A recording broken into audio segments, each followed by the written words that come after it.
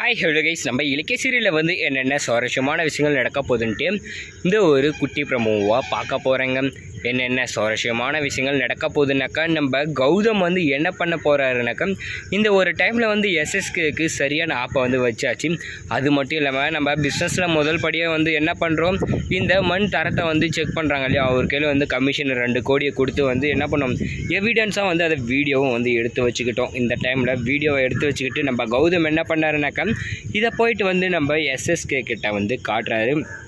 நம்ம எஸ்எஸ்கேவும் இதை பார்த்துட்டு பயங்கரமான ஷாக் ஆகிடுறாரு. என்னடா இது, 2 கோடி கொடுத்ததும் இல்லாமல் அதை வந்து வீடியோ எடுத்து வச்சுருக்கான், அதை வந்து திரும்ப வாங்கவும் சரி, அதை அவரை தூக்கி ஜெயிலில் போகிறதுக்கு சரி எல்லா பிளானும் வந்து போட்டு வச்சுருக்கானே, இவனுக்கு யார் இந்த மாதிரி ஒரு பிளானெல்லாம் வந்து கொடுத்தது அப்படின்னு சொல்லி வந்து நம்ம எஸ்எஸ்கே வந்து திணற ஆரம்பிச்சிட்டாரு.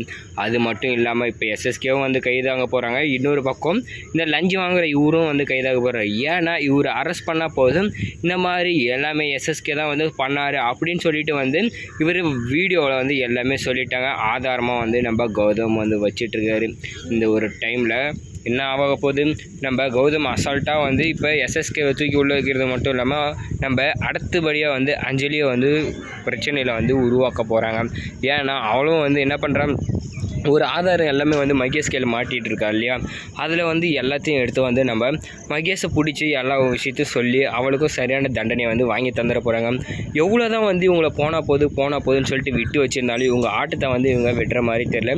பிரச்சனை மேலே பிரச்சனை ஏதாவது ஒன்று உருவாக்கிட்டு இருக்காங்க. அதனால் இந்த ஒரு டைமில் எல்லா பிரச்சனையும் ஒரே மட்டும் முடிச்சுட்டு நம்ம பிஸ்னஸை வந்து நம்ம டெவலப் பண்ணோம் அப்படின்னு சொல்லிட்டு தான் வந்து நம்ம கௌதமும் சரி நம்ம இலக்கியமும் சரி ஒரு பிளானை வந்து போட்டிருக்காங்க. நம்ம இலக்கியா வந்து வெளியில் போயிட்டு வேலை செய்கிறது நம்ம கௌதம் வந்து சுத்தமே வந்து பிடிக்கல. அதுக்காக பிஸ்னஸை வந்து சீக்கிரமாக முன்னேற்றணும், அது மட்டும் இல்லாமல் என் பொண்டாட்டியை நல்லா பார்த்துக்கணும் அப்படின்னு சொல்லி தான் பண்ணுறாங்க. சரி, இந்த டைமில் நம்ம எஸ்எஸ்கே வந்து பண்ண எல்லாத்தையுமே வந்து சரியான தண்டனை எது கொடுத்தா நல்லாயிருக்கும் அப்படின்றது மட்டும் இல்லாமல் இன்னொரு பக்கம் இந்த லஞ்சம் வாங்கினாருங்களா அவருக்கு என்ன மாதிரி தண்டனை கொடுத்தா நல்லா இருக்குன்ற கமெண்டில் கமெண்ட் பண்ணுங்கள்.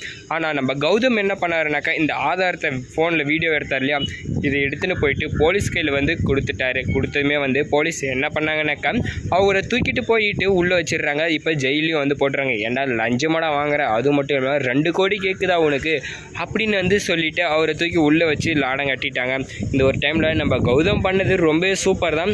இதுக்கப்புறம் வந்து அவர் இந்த மாதிரியே நடந்துக்கிட்டாலே நல்லா தான் இருக்கும். யார் தப்பு பண்ணுறாங்களோ அவங்கக்கிட்ட வந்து தப்பாகவே நடந்துங்கன்னா தான் சரியான ஒரு முடிவு வந்து கிடைக்கும் அப்படின்னு சொல்லிட்டு வந்து நான் நினைக்கிறேன்.